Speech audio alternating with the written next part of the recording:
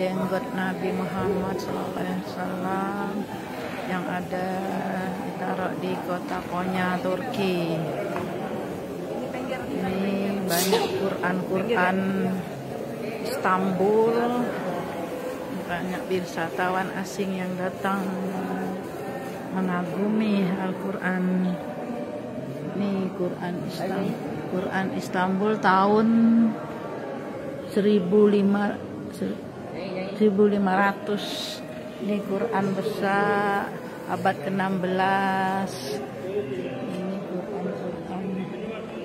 yang tahun 1500 Masehi semua. Subhanallah.